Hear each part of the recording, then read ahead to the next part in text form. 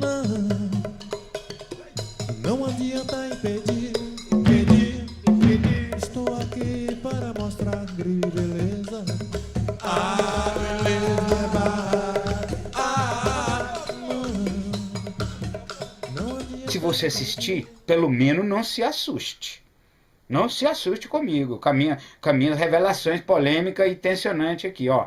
Só dê like, só curte, se você gostar, ou se você quiser ver um cara louco igual eu, incoerente como eu no poder.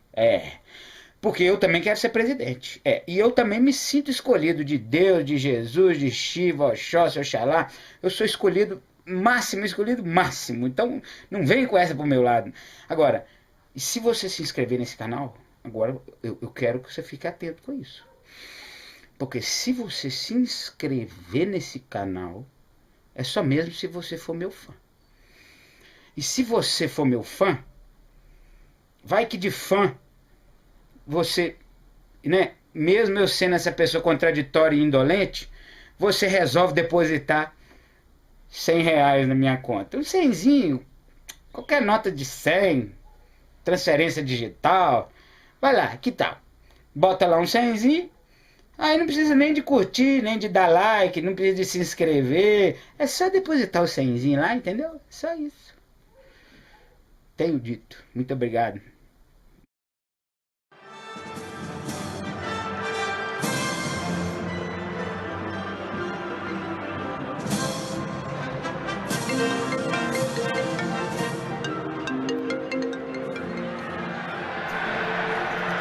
Oi, gente. Estamos aqui dando início ao segundo episódio da nossa websérie Ética, Cultura e Lazer. O tema de hoje é o que é lazer? Trazendo para vocês a ideia de que os conceitos, assim como o conceito de lazer, eles têm múltiplos significados.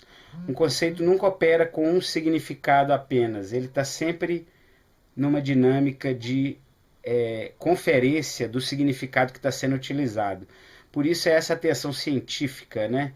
Quando um significado se torna hegemônico dentro de um conceito, quando ele adota aquele significado, qual o contexto, quem está falando, qual é o poder de significação do emissor. É uma ideia de correlação de força e de disputa de poder dentro do significado de uma palavra, tendo como evidência a compreensão, a interpretação que a pessoa faz, uma interpretação mais próxima do interesse de quem disse, de quem usou o conceito. E dessa forma eu pretendo nesse vídeo demonstrar como a noção de lazer, enquanto ciência da negociação de tempo, pode revelar as fraturas de uma sociedade escravocrata e genocida. Qual a relação do lazer com o imaginário da república na mente do cidadão, da cidadã, dos direitos, de como esses direitos são garantidos, para no final das contas a gente construir e manter o poder hegemônico, imperialista e aristocrático, coisa antiga, coisa que parece ser ultrapassada nos dias de hoje. Ou seja, como o lazer se relaciona com a cultura da dominação, onde o rico continua se apropriando da força de trabalho do pobre, explorando o pobre, mesmo que o pobre não se sinta tão pobre ou se sinta mais igual do que o rico, com o rico, né? Porque o lazer, ele é uma evidência, essa que é a dimensão que eu quero passar hoje. O lazer, ele evidencia a essência da luta do ser humano por segurança e liberdade. Como diria Bauman, os valores de segurança e liberdade são contraditórios. Quanto mais segurança, menor a liberdade. Quanto mais liberdade, menor a segurança. O que ele quer dizer com isso? Que a liberdade é uma condição de risco. E construir a liberdade depende de uma disponibilidade a colocar a sua segurança em jogo. né? Mas a gente não pode deixar de notar que essa disputa pela autonomia na decisão do que fazer com o seu tempo é a chave da definição dos papéis e da estrutura social. Vou tentar explicar melhor. A trajetória da luta pela autonomia de tempo diz de como uma sociedade está coesa, o que mantém uma sociedade unida. Então, o lazer ele é tão importante quanto o trabalho, e se não mais importante que a própria democracia. Algumas perguntas polêmicas sempre me assaltam. Por exemplo, os indígenas praticam lazer? Ou quando surgiu o lazer? Ou qual a relação entre lazer, entretenimento e recreação? Ou por que o lazer é um direito fundamental da Constituição brasileira? Para mim são perguntas cruciais para a gente entender o papel do lazer na política e a relação do lazer com o trabalho. Então vamos lá? Primeiro falar da noção aristotélica grega de lazer. O lazer que propõe uma distinção entre cidadãos, que podem ser políticos, escravos e mulheres, porque escravos e mulheres não são cidadãos da cidade grega, da polis. O lazer é uma prática prescrita para o escravo do que o escravo pode fazer nas suas horas livres, porque o cidadão grego ele não precisa do lazer. Por que o cidadão grego não precisa do lazer? Porque ele possui o direito do ócio. E é no ócio que o cidadão grego vai construir a sua noção de cultura e de pensamento, diferente do escravo. O lazer, então, ele está dentro de uma organização moral do trabalho escravo na Grécia. As festas são um momento em que essa distinção da organização moral se pulveriza, se rompe. Então, dentro de um calendário religioso e agrícola, se soma o lazer do escravo, da mulher ou da criança. O teatro grego é uma prática que se encaixa nesse exemplo, porque ele tem um caráter de comunicação, de educação, de lazer e de política e de espiritualidade, né? Então o teatro é um fato total na Grécia, né? Assim como as Olimpíadas gregas ou o circo romano, que trabalha essa complementação, essa plenitude do engajamento do tempo. O circo romano ele tem todas as atividades que tocam a alma humana. A violência, a dominação, a liberdade, a chance, a oportunidade, a alegria, o riso, o escárnio, enfim, tudo que toca a alma humana de forma elementar. Num segundo momento, a noção católica de lazer, onde o clero e a corte estão em oposição aos camponeses. Por quê? Porque o clero, a corte e a igreja têm um acordo de organização da sociedade em que os camponeses são os principais dominados, porque representa a força de trabalho, quem planta, quem colhe e quem doa a sua força de trabalho para a corte e para a igreja. O que caracteriza o lazer católico medieval? São práticas não heréticas e não pecaminosas. Lembra lá dos 7 pecados? Pois tem um 8º pecado que é a melancolia. Esse 8º pecado foi retirado no período tardio, naqueles concílios que a igreja faz definindo o que é verdade e o que não é verdade. O 8º pecado foi retirado, que era o pecado da melancolia.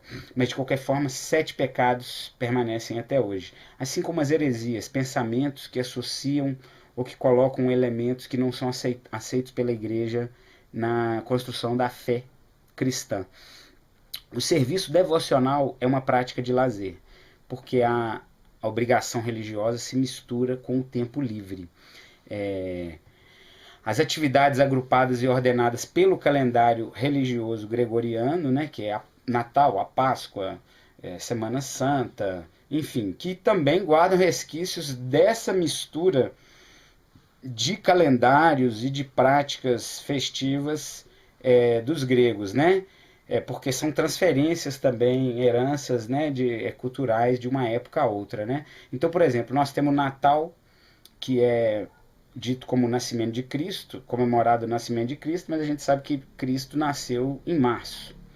Mas no Natal é porque se soma a comemoração das Saturnais, que é a festa da colheita grega. Nós temos o Carnaval, que é um período é como se fosse o Ano Novo, é a transição e o recomeço de um ciclo de exploração do trabalho. Então o trabalhador tem um momento de liberdade, de extrema liberdade sexual e de práticas festivas nas ruas. No Brasil a gente tem uma referência que se chama Intrudo, que é um carnaval onde pode se jogar frutas podres uns nos outros, até que os pobres começaram a abusar do lançamento de frutas podres na cara dos nobres, dos burgueses, e o intrudo foi proibido por um bom tempo. Isso a gente pode comentar em outro momento e passar até uma bibliografia interessante. Do Carnaval e Outras Frestas é o nome do livro, falando das transições do Carnaval brasileiro. Nós temos, por exemplo, as festas juninas, as feiras, os espetáculos cristãos, as disputas entre nobres e cavalheiros para ganhar títulos e confirmar casamentos. O fato é que a igreja há muito tempo já manifestou pelo Rerum Novarum, que é uma encíclica, que o trabalho do homem deve ter limites. No mesmo sentido, aí faz essa associação, que o Criador descansou no sétimo dia, o trabalhador também deve descansar. Já no Novo Testamento, Jesus Cristo reforça o entendimento do descanso necessário, principalmente para guardar as coisas de Deus, não se limitando a fazer ao bem ao próximo. Então, isso é uma referência da noção católica cristã medieval de lazer, né?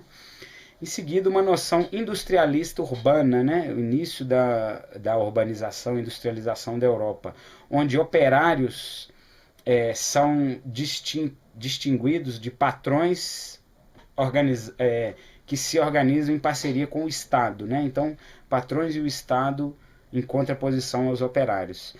Isso está ligado, essa noção de lazer está ligada à conquista de direitos dos trabalhadores, né?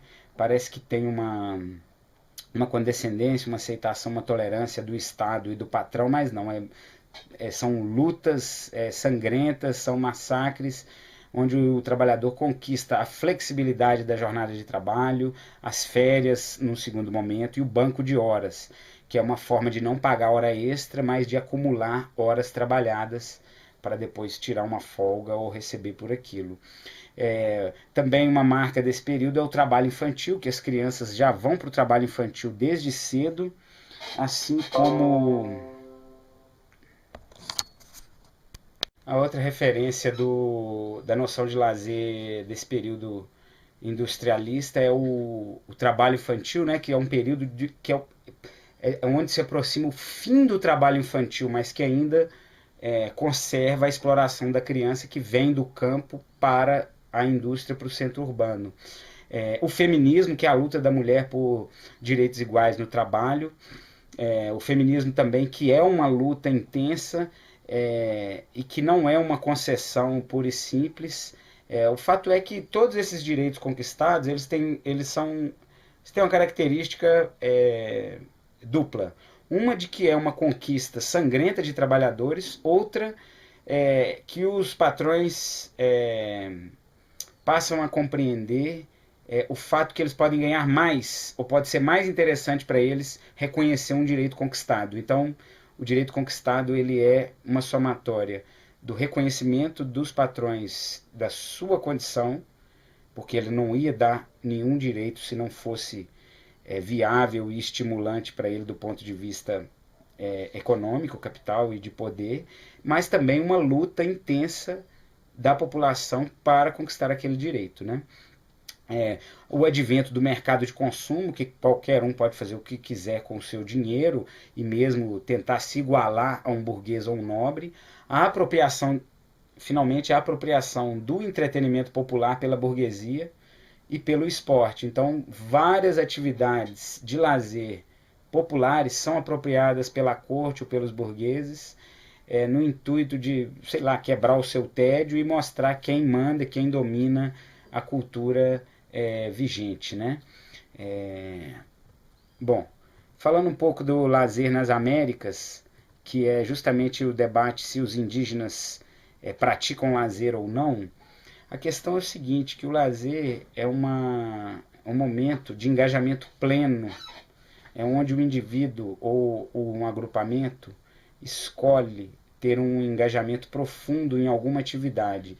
Um engajamento que ultrapassa a noção de produtividade, ultrapassa a noção de hegemonia, onde todos têm um acordo de participar daquilo. Então, eu acredito que os indígenas, eles vivem boa parte do seu tempo, ou todo o seu tempo, num regime de engajamento pleno. Se eles estão comendo, eles estão agradecendo de forma religiosa ou espiritual, se eles estão caçando, também é um ato espiritual. Enfim, os indígenas deixam explícito a todo momento o seu compromisso com a sua cosmovisão, com a sua visão espiritual do mundo, né? O que é diferente, então, das populações ocidentais urbanas, né? Que a hora de trabalhar, a hora de comer, apesar que muitas pessoas religiosas têm o hábito de agradecer a todo momento, de fazer uma oração, mas é bem diferente de uma prática tribal, onde tudo está engajado e ancorado numa visão espiritual de mundo, num ritual espiritual de mundo, né? Tudo é sagrado, tudo é profano, tudo é trabalho e tudo é diversão. Os indígenas têm calendários e práticas cíclicas, mas eles têm um arranjo integrado. Tudo tem uma ligação explícita, como eu falei. Possui uma visão de competição invertida da visão de competição ocidental, onde, em linhas gerais, que está dentro da teoria da Jaiva, que a gente estudou na dissertação, onde ganha quem doa mais.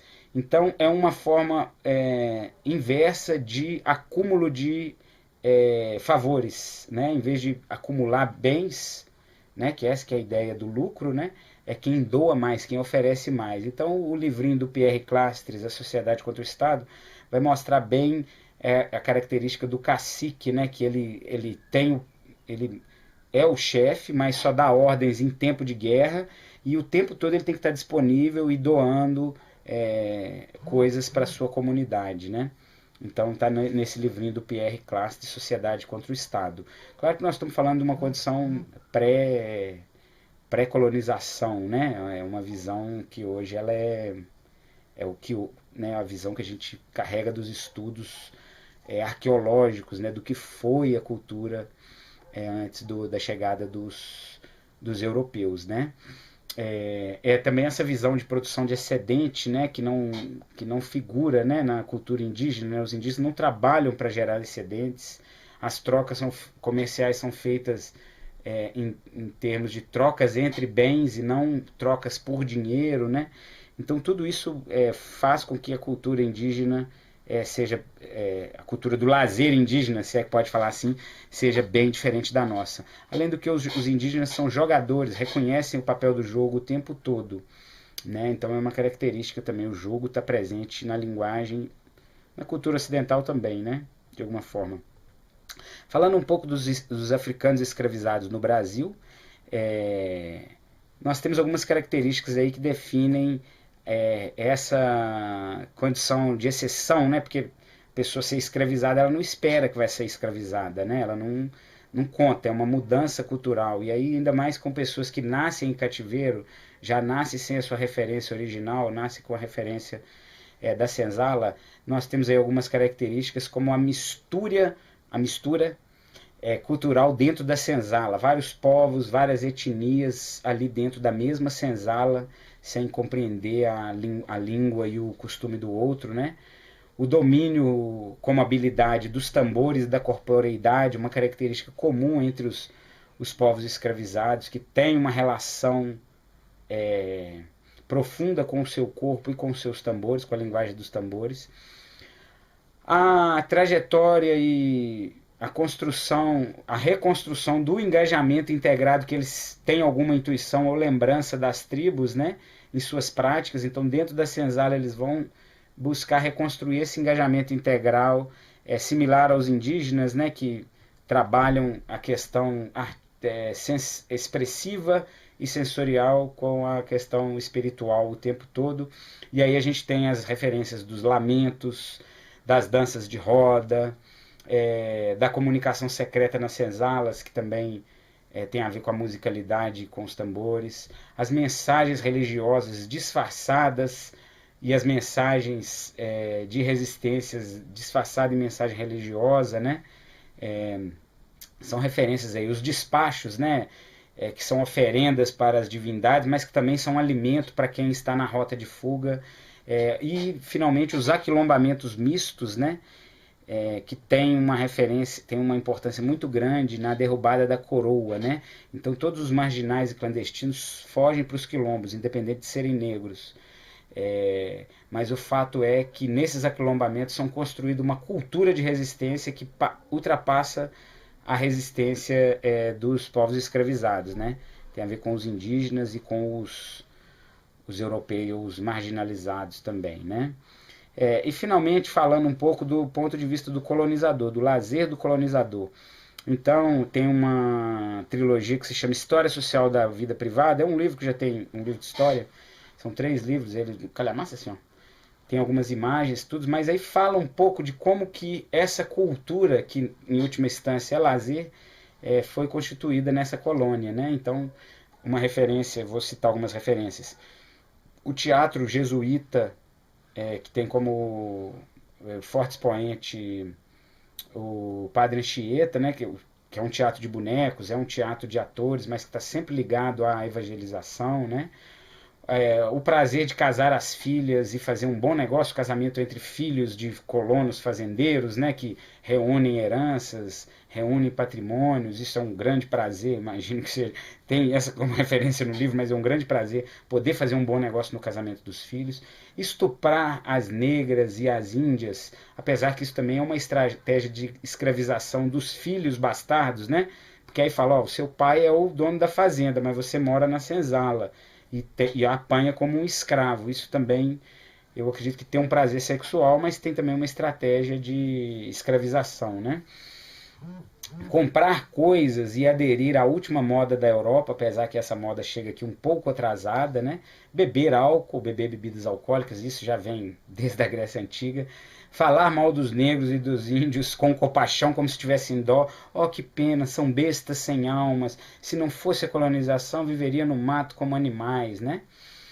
Ir à igreja, pedir perdão a Deus, se confessar, né? Faz parte do lazer religioso dos colonizadores, né? Caçar bruxas e raizeiras ou raizeiros, né? Que são hereges, né? Em última instância, são pecadores, né? E influenciadores de uma outra cultura, né? Guarda a memória de uma cultura tribal. Uma outra referência é ouvir as músicas de tambores e as vozes da senzala à distância e se inspirar para criar suas composições melódicas, né, nos seus instrumentos europeus, né? Então são referências aí do papel do colonizador. Agora, então, entrando no ponto mais moderno, mais atual, que é o lazer como direito fundamental, né? Daí essas referências aí históricas dão pra gente a dimensão de como o lazer é importante na vida de uma sociedade, né? Mas falando agora sobre a importância do lazer no Brasil, quais os fundamentos que justificam o lazer se tornar um direito fundamental na Constituição de 88 no Brasil? Bom, nós temos uma referência aí.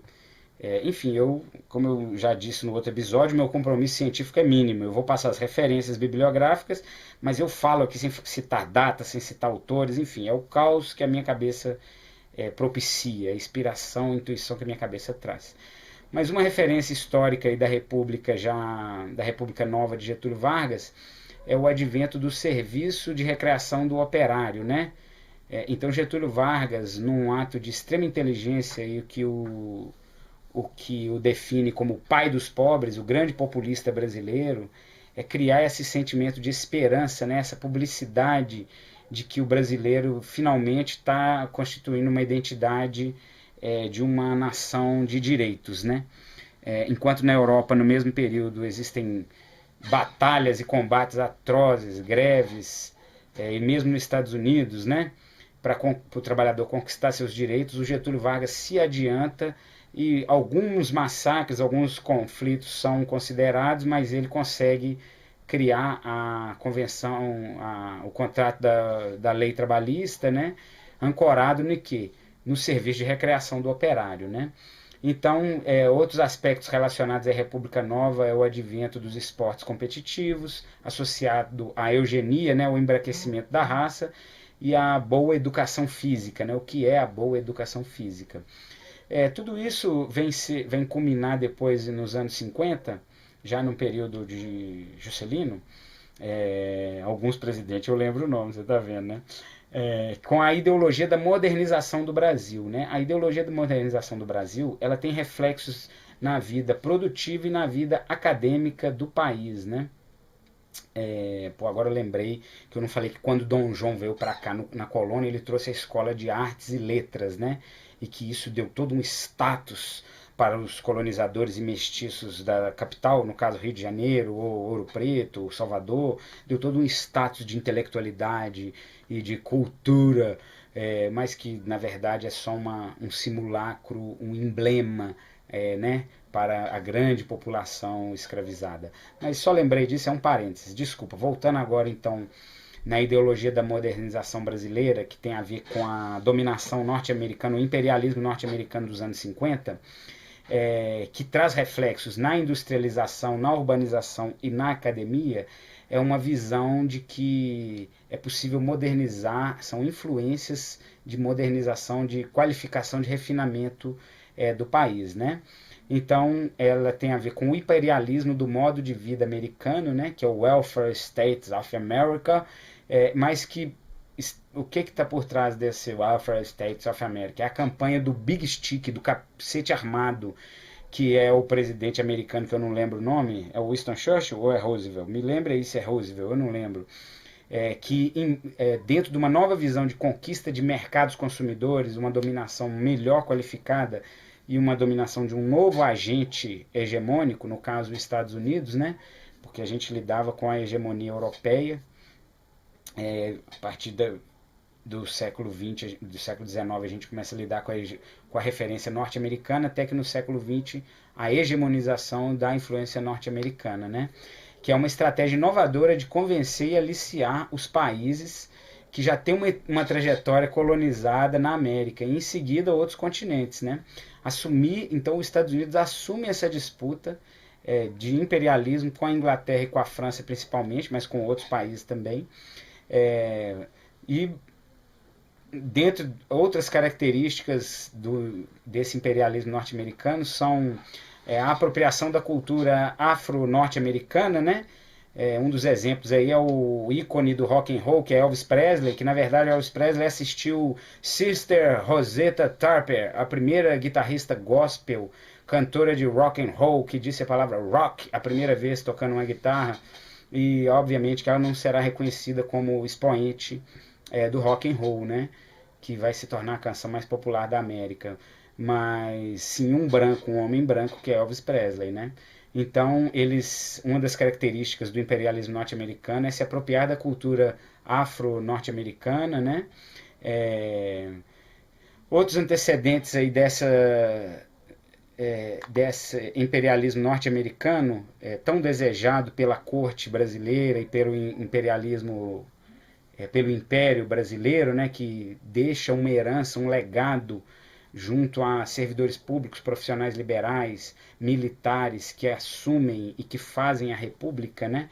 Outra referência disso são as escolas de artes, de esportes, né? As escolas de ciência, como eu já falei, que o reflexo da ideologia da modernização nessas instituições brasileiras, né?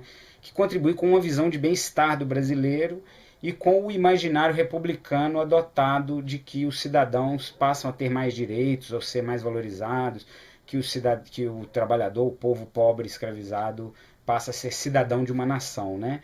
Tudo isso também é uma apropriação do positivismo francês de Auguste Comte, que é um movimento pós-iluminista ou iluminista, que fala do florescer do pensamento livre, enfim, uma ideologia burguesa francesa, e que tem até uma característica interessante, porque eles adotam uma frase do positivismo de Auguste Comte, que é amor, ordem e progresso.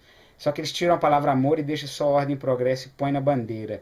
E a primeira nota de dinheiro da República, isso bem antes lá do Getúlio, hein, gente? Eu tive que dar uma volta aqui agora para falar das influências brasileiras para aceitar esse imperialismo e essa modernização brasileira, né? Que é a promessa da República Nova de Getúlio, e que depois essa modernização vem a ser consumada a partir de Juscelino, né?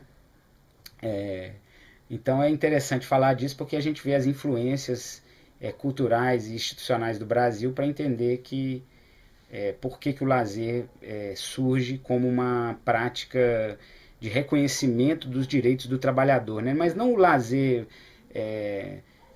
como a gente tem dito como a ciência da negociação do tempo, mas uma prática de controle mais estimulante, mais qualificado do tempo livre do trabalhador, né? Que é dentro da noção de sindicalismo de Estado, né? Se você é sindicalizado, você tem direito ao serviço de recreação operária.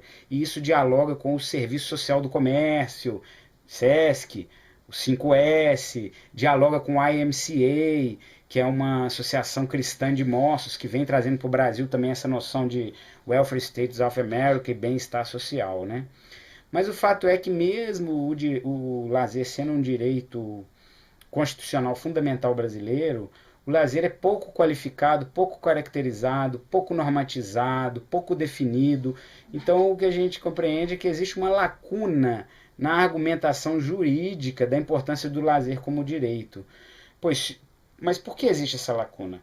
Porque se o lazer for plenamente caracterizado, se o lazer for bem descrito e bem fundamentado para que essa lei seja melhor aplicada, outros direitos, bem como a justiça social, deverão ser garantidos. E isso é uma coisa complicada, sendo um país de dominação e exploração até hoje, né? Porque o que é mais grave por trás de tudo isso? É que vai ser revelado, se a gente for garantir todos esses direitos, será revelado que os impostos são pagos para isso. Isso você já sabia. Mas como nós viemos de uma memória, de uma herança colonizada, nós ainda aceitamos, mesmo com toda a resistência brasileira e todos os massacres realizados, nós aceitamos a exploração tributária sem um retorno proporcional. Se houver uma justificativa bem fundamentada e bem qualificada, nós vamos perceber que essa é uma nação rica em recursos financeiros, em recursos naturais, rica em mão de obra, pessoas disponíveis, honestas, e aí nós vamos entender que a garantia da qualidade de vida de cada cidadão, ela é viável, ela é possível, mas não é praticada porque é uma colônia de exploração, ainda é uma colônia de exploração na minha visão, né? Para você ter ideia, o nosso sistema previdenciário e as nossas leis ambientais são estão entre as mais desenvolvidas do mundo. Agora, se elas são aplicadas corretamente, é outra história. Mas legislativamente, em termos de lei, nós temos o melhor sistema do mundo. Eu acredito que isso é assim. Eu falei e vou repetir, porque eu acho que é importante frisar, porque Getúlio Vargas se antecipou aos direitos dos trabalhadores. Enquanto na Europa e nos Estados Unidos havia guerra, luta, guerra civil, luta contra o trabalhador, no Brasil Getúlio se antecipava, atrelando esta falsa... Aí por que Getúlio se antecipa? Porque ele atrela Getúlio se antecipa porque ele atrela essa falsa conquista de direitos ao desejo profundo de cada indivíduo. Pois, como já diria Wittgenstein, as decisões estão intimamente ligadas ao medo e ao desejo. Então, convencer um trabalhador livre, teoricamente livre, pretensamente livre, do seu medo de perder a vida, ou do seu medo de não sobreviver, do medo de sofrer, e ao contrário, do seu desejo de gozar a vida, de ter abundância, de não sofrer, o desejo em última instância de lazer, convencê-lo tocar o seu desejo profundo, né? E assim o sindicalismo de Estado está associado ao advento do serviço de recreação do operário e ainda tendo como publicidade a eugenia, o embranquecimento e a condição média do servidor público. Quer dizer, você vê um profissional liberal, vê um servidor público vivendo, praticando o seu lazer pago, isso te ilude e te engana como uma indução da opinião pública, né? Isso engana uma multidão de famintos que vivem no campo e que migram para os centros urbanos, já nos anos 60, né? Que migram para os centros urbanos em busca do bem-estar e acabam entregando as suas terras, né? Que as terras são uma disputa colonial, né? Então acaba entregando as suas terras ao agrobusiness, né? Aos grandes fazendeiros, grandes latifundiários, entregam as suas memórias culturais também em troca de aceitar a modernização da sua vida, né? Culminada, né? O grande êxodo rural brasileiro, culminado com o milagre econômico da ditadura e em seguida com a Constituição de 88. Então o êxodo rural faz parte dessa transição cultural do Brasil rural para o Brasil urbano, né? Dentro dessa ilusão do milagre econômico construída pela ditadura militar brasileira, né? E culminando finalmente na Constituição de 88, que é um pré-ordenamento de direitos, mas há que se diga, existem decretos, existem normas, existem cláusulas de acionamento, mas a Constituição, por ser uma lei pétrea, é como se ela pré-ordenasse e não desse lugar a mudanças ou adaptações a cada momento. Então, às vezes, você tem que lidar com uma lei muito obsoleta, muito antiga, que não defende o direito do cidadão, que defende, pelo contrário, o benefício e o privilégio dos ricos, ou dos empresários, ou dos latifundiários, e aquilo ali sendo interpretado como uma lei que está protegendo o trabalhador, né? Não passa de uma apropriação de valores modernos da conquista dos direitos universais do ser humano, que de fato não foram plenamente conquistados, né? Finalmente, então, por que o lazer é tão importante? Né? Já que existe uma lacuna jurídica de defesa e de justificativa, o lazer ele é tão importante porque ele cria um ambiente autônomo de construção diária, construção dinâmica e alternada diária, como se fosse uma disputa dentro de um jogo e que depois vai gerar valores éticos e morais para o jogo da vida, onde deve prevalecer a ética e a justiça. Onde cada um tem a sua vez de jogar e o outro tem que passar a vez de jogar e reconhecer as regras. Onde podemos trocar de forma entusiasmada com o outro praticante, onde podemos ver o avanço das nossas habilidades. Em última instância, o lazer é o complemento essencial da educação social, né? Sem o lazer, a escolarização se torna inócua, a eleição é inócua, a segurança pública é inócua, pois os adultos e as crianças não têm oportunidade de se engajar plenamente nas suas vidas, integralmente nas suas ocupações.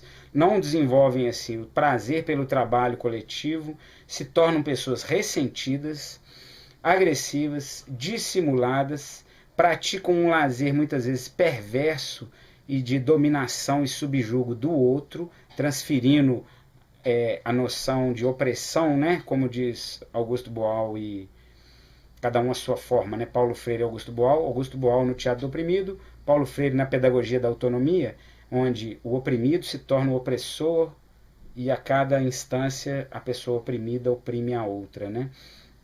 E não aprendem, e aí dessa forma, cidadãos que não aprendem a interdependência entre as noções de direitos e deveres, né? Então o lazer ele é crucial para construir e para desenvolver a intelectualidade de um povo, né? Então, finalmente, como conclusão, eu poderia dizer que o lazer se tornou um direito fundamental na Constituição brasileira porque ele foi reconhecido como uma prática essencial, mediante esse histórico que associa o serviço de recreação do operário ao advento do serviço social do comércio e da indústria, ao sindicalismo de Estado, à convenção das leis trabalhistas e possui fundamentos nas horas livres dos trabalhadores, ou seja, mantém uma visão da prescrição e do controle do tempo livre dos trabalhadores, ou seja, uma visão próxima da visão de lazer grega de dominação do tempo livre dos escravos, mas agora com uma nova roupagem ligada à conquista dos direitos universais e dos direitos humanos, né? Nós não podemos negar também que o advento do lazer como direito fundamental está associado ao mercado de entretenimento, né? Lembrando aí de ícones do entretenimento norte-americano como o Walt Disney, como o cinema, né? Os jogos de azar, cassinos, né?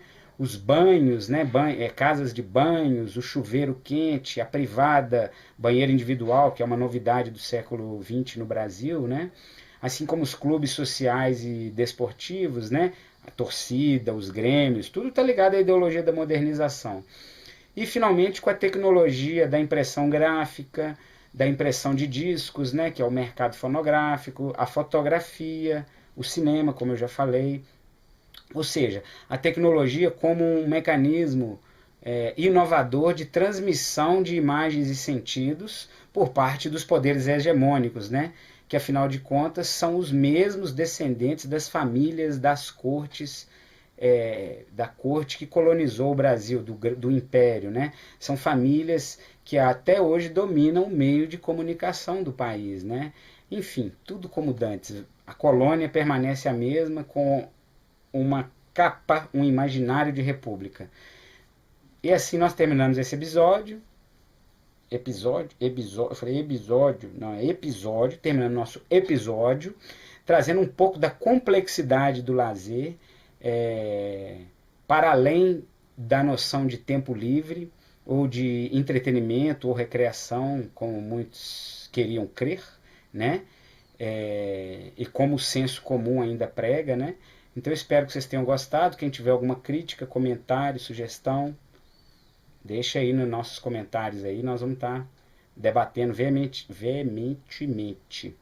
E não perca o próximo episódio, que é o que é uma programação de lazer. Estamos chegando perto do que nós viemos discutir, né? Que é a autonomia e a emancipação dos indivíduos e a construção de uma nação solidária. Ai, tomara. Bom, é uma utopia, mas eu acredito. Então, muito obrigado e tenham um bom isolamento. E eu queria ter falado de isolamento também. Ai, não deu para falar. Na programação de lazer eu vou falar de isolamento e de cidadania, participação política. Vamos estar lá. Obrigado. Bom descanso.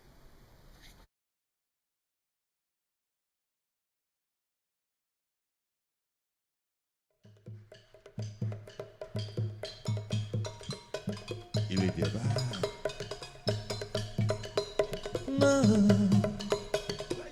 Não adianta impedir. Estou aqui para mostrar brilho.